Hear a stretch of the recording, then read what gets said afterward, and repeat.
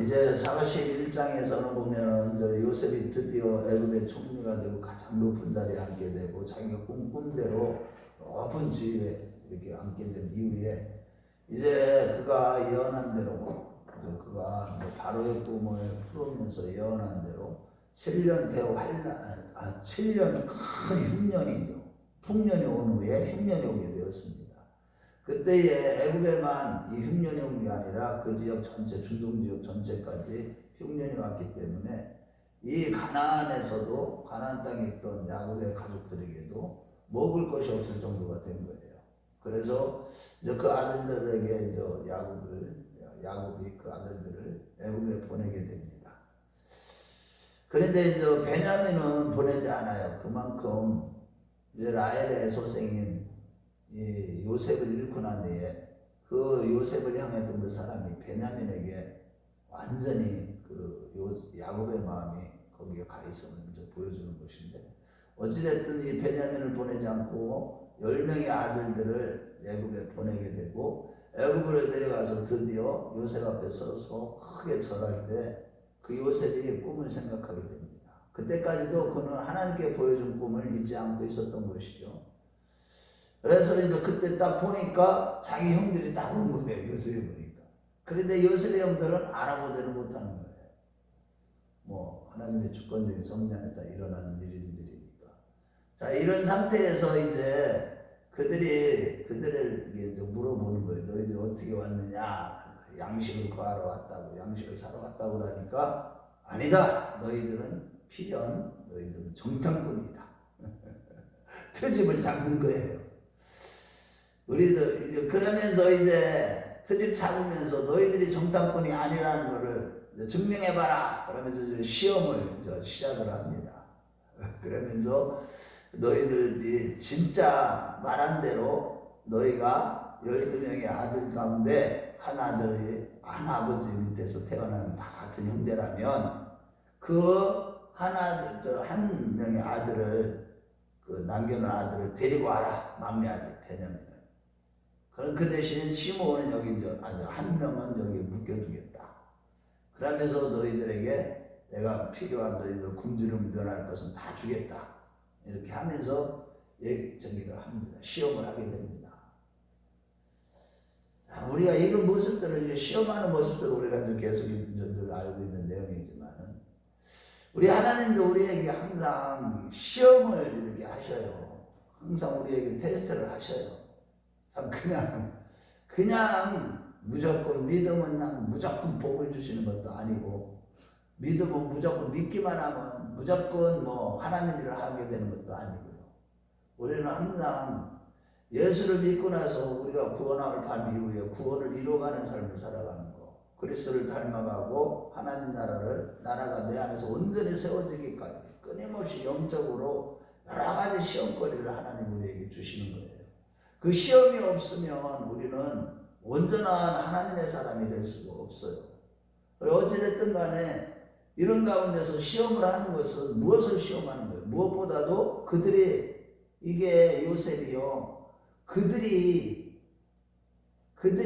정말 회개를 했는지, 그 형들이, 또 그들이 형제간에 엄마가 다 4명이 자손들이니까 하나가 됐는지, 이런 것들을 알아보기 위해 테스트를 한 거죠. 이게 주님이 우리를 테스트하는 모습하고 똑같아요. 사실 이 영적 구속사관으로 보면 우리는 분명히 바울사도를 통해서 우리에게 주시는 거예요.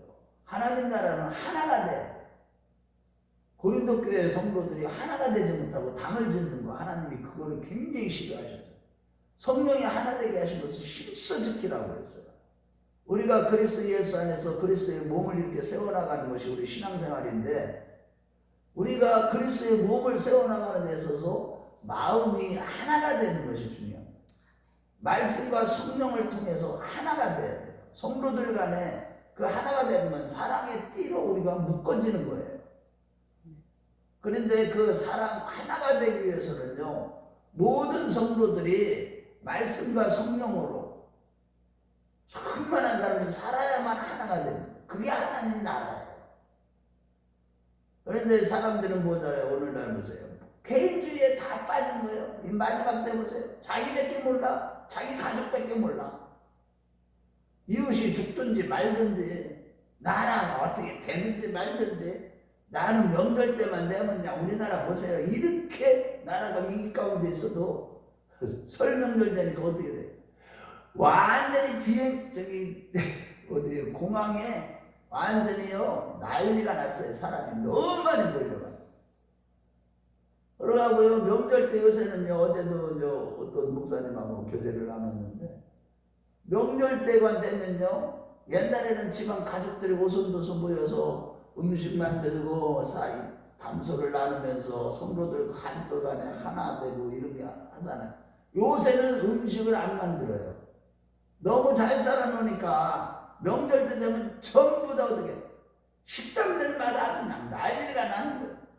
쿠 같은 데는 특히 아주 사람이 들어갈 수가 없었대요. 명절 때.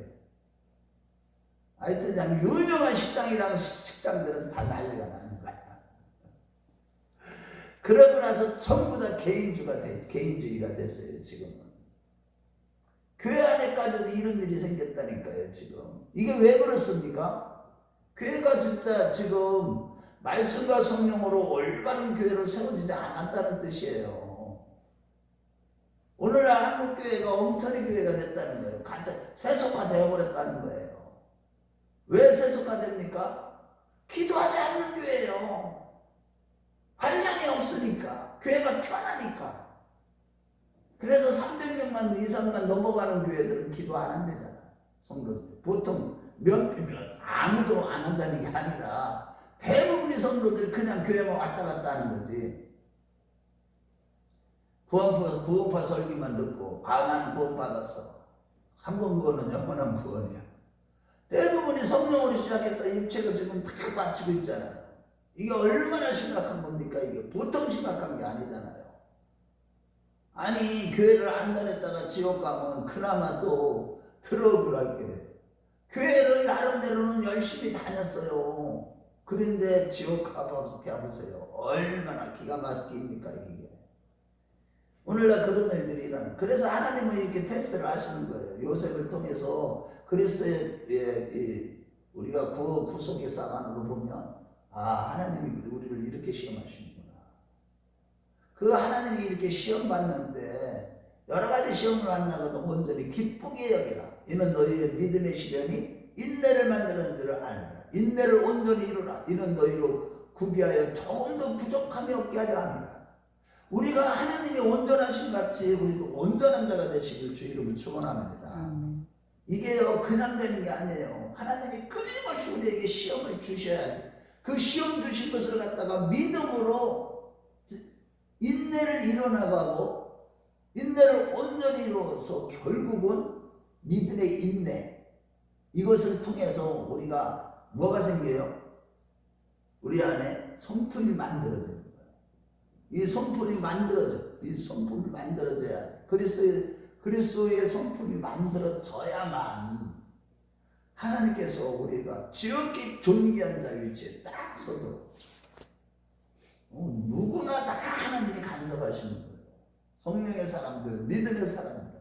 그래 마지막 때는요 경건하게 살고자 하는 자는 핍박을 받으라고 했듯이 정말 이게 진짜 믿음의 사람 끊임없이 십자가의 도를 붙잡고 매일 내가 죽는 영적인 싸움, 자기를 없애버리는, 자기를 삭제시키는 이런 신앙생활을 하지 않으면 우리는요 어떤 사람도 주님 앞에 설 수가 없어요. 다 자기를 위해 살고 자기 성공, 세상의 성공, 유명해지고 편안하고 안락하고 돈을 쌓아놓고 뭐 성경에 있는 말씀 그런 거 다 알아. 돈을 쌓아놓고 이제는 창고에 가득히 쌓아놓고 이제 즐기자 했을 때 뭐라 그래 예수님이 비유로 말씀해. 형제야 내가 오늘 내 영혼을 오늘 내가 찾으리니 내가 쌓아놓은 것이 네 것이 되겠느냐. 다 헛된 일에 불효하다고요. 믿는다고 하는 사람들조차도 영적으로 주님 앞에 서기 위해서 내 자신이 거룩한 신부로 준비되어지고 영적으로 내가 하나님 앞에서 갈급한 심령이 되기 위해서 모든 것을 내려놓고 정말로 자족하는 일체의 비결을 배워가면서 신앙생활에 그냥 매진하는 사람들을 찾아보기가 힘들어요, 오늘날. 그래서 우리가 이런 것들이 걱정이에요. 우리 한국교회가 이렇게까지 세속화되고 배도하고 배교하고 타락하기까지, 와, 정말 기가 막혀요, 지금. WCC, WEA, 한국교회 모든 교단들이요, 다 타협했다니까요. 개교회, 개인이 이제 마지막 때는 그래서 어떤 영적인 성도들, 영적인 오늘날 선지자들 이렇게 만나보면 그들 입에서, 성령의 사람들 입에서 나오는 거 보면 마지막 때는 이제 아주 지하교회가 돼야 되고 가정교회가 또다시 돌아가지 않으면 구원받기 너무 힘든 그런 시대가 되어버렸다. 이런 데까지 해요. 오늘 이 말씀은 나왔지. 어쨌든요, 오늘 그래서 이렇게 하고 시험을 하는데 보니까 그 형들은 알아보지도 못하고 결국은 자기들이요 그 바로의 이름으로 바로의 생명을 두고 맹세를 한다고 2번씩이나 요셉이 하면서 트집을 잡으니까 벌벌벌 떠는 거예요. 그러면서 그들 앞에서 통변가가 있으니까 자기들이 하는 말을 못 알아듣는 줄 알고 그들이 어떻게 회개하는 모습을 보입니다. 21절에서 25절까지. 우리가 한번 21절부터 보세요. 요셉이 이런 것들을 하나님이 섭리하시는 거예요. 그렇게 이게 두려우니까. 21절부터 24절까지만 같이 읽어봐요. 시작. 그들이 서로 말하되 우리가 아우의 일로 말미암아 범죄했도다. 그가 우리에게 말할 때 그의 마음에 괴로움을 보고도 듣지 아니하였으므로 이 괴로움이 우리에게 임하도다. 루벤이 그들에게 대답하여 내가 너희에게 그 아이에 대하여 죄를 짓지 말라고 하지 아니하였느냐. 그래도 너희가 듣지 아니하느냐. 그러므로 그의 핏값을 치르게 되었도다. 그들 사이에 통역을 세웠으므로 그들은 요셉이 듣는 줄을 알지 못하였더라. 요셉이 그들을 떠나서 울고 다시 돌아와서 그들과 말하다가 그들 중에서 시몬을 끌어내어 그들 앞에서 결박하고. 여기에 보면은 동역하는 사람이 옆에 있잖아. 그러니까 자기들이 하는 말을 못 알아듣는 줄 알고 그 앞에서 막 옛날에 요셉에게 지었던 죄를 회개하고 있어요. 그러니까 이때 보세요. 아버지 마음이 요셉의 마음이에요. 이게 보면 요셉이 그들을 떠나가서 울었대요. 그래서 예레미야 애가 3장 31절에 뭐라고 말씀하셔요? 우리 인생으로 고난을 당하는 것이 하나님의 본심이 아니니라. 우리가요 이렇게 괴롭게 사는 게 아버지의 뜻이고 본심이겠느냐고. 그러니 우리에게 고난을 주시고 아버지께서 만약에 우리를 채울하지 아니하시고 너 혼자만 고난받아 이렇게 한다면요 우리가요 못 견뎌요. 그런데 우리 하나님은 우리가 고난당할 때 채울하지 아니하시고 우리와 한결같이 시험을 받은 자는 죄는 없으신 분이 우리와 함께 고난을 당하신다는 거야. 아니 내가 고난을 당하고 내가 이렇게 힘들고 괴로울 때 옆에서 주님도요 같이 힘들어하셔요. 시험을 주신 아버지께서 그 아버지께서 우리를요 얼마나 측은히 여기시는지 긍휼히 여기시면 무궁하시어요 그분은. 그래서 우리가 시험 당할 때요 정말로 나의 짐을 이번 주일날도 말씀드렸지만 나의 짐을 대신 져주시는 분이 누구예요? 시편 125편 1절 2절에 대신 져주시는 분은 오직 여호와 하나님이라고 그러잖아요. 그래서 우리는요 이러한 고난 가운데 철저하게 회개할 때 우리 주님이요 감동을 받으시는 거야. 고난 중일 때 딴 사람 원망하고 불평하는 게 아니고 하나님 원망하고 불평하는 게 아니고 내 죄 때문에 얘들이 보세요 자기들이 이렇게 그냥 위기에 처하니까 서로 다 막 회개하잖아요. 루벤이나 질큰형 거봐 이놈들아 내가 너희들한테 그렇게 죽이지 말라고 했는데도 그렇게 하지 말라고 그랬는데 너희들이 그런 바람에 이게 우리에게 돌아오잖아 핏값이. 이런 식으로까지 회개하는. 자, 그래서 이제 이게 또 가면서요. 사실 이 맹세 같은 것도 사실은 이거 왜 맹세를 원래 이 맹세는 여호와 이름으로 맹세하는데 사사기 8장 19절은 기드온도 여호와 이름으로 맹세하고 사울왕도 사무엘상에 보면 막 여호와 이름으로 맹세하고 뭐 또 이방인들이 또 이방신들 앞에서도 이방신의 이름도 맹세하는 사건도 성경에도 많이 나오지만은 예수님께서는 도무지 맹세하지 말라고 그랬죠. 마태복음 6장 33절 37절에 어찌됐든 간에 이렇게 맹세하는 것은 그만큼 두려운 일이에요. 그때는 뭐 바로왕의 이름으로 바로왕의 생명이래야 그것도 이름으로도 아니라 생명으로 맹세하노니 그러니까 얼마나 겁이 났겠어요. 아니 몸 양식을 구하러 왔다가 완전히 이제 죽게 생겼어. 정탐꾼으로 몰려가지고 그래가지고 이제 그것을 돌아가는 길에 보니까 여관에서 딱 풀어보니까 한 사람이 딱 보니까 아니 돈은 그대로 있고 곡식은 그대로 줬네. 그러니까 그것 때문에 아이고 여호와께서 행했다고 이렇게 얘기하고 있죠. 우리 한번 28절 읽어봐요. 시작. 그가 형제에게 말하되 내 돈을 도로 넣었도다. 보라 자루 속에 있도다. 이에 그들이 혼이 나가서 떨며 서로 돌아보며 말하되 하나님이 어찌하여 이런 일을 우리에게 하셨는가 하고 이것이 다 하나님이 행하셨다고 창세기 기간에 이렇게 기록하고 있지만은 이게 어찌됐든 간에 그런데 나중에 보세요. 그 돈들이 다 누구한테 각자 저 아버지 앞에서 저 그거를 양식을 풀어놓을 때 돈이 다 나오는 거야. 그러니까 이제 야곱까지 두려워 떨었대요. 여기에 보면 성경에 시간이 짧아서 좀 빨리 마치려고 하는데 어찌됐든 간에 이게 보면요. 이게 야곱의 가정 안에는 아직도 가족 간에 또 38절의 마지막 절에 보면 야곱이 또 베냐민은 절대 안 보내겠다는 이런 것들을 보더라도 그 가족 간의 신뢰가 너무 떨어지는 거야. 그러니까 너무 아들들도 또 못 믿는 거예요. 이 야곱도. 어떻게 보면 요셉이 죽은 것도 약간 형들의 말을 절대적으로 신뢰하지 않은 것이 이런 데서 보여주는 거예요.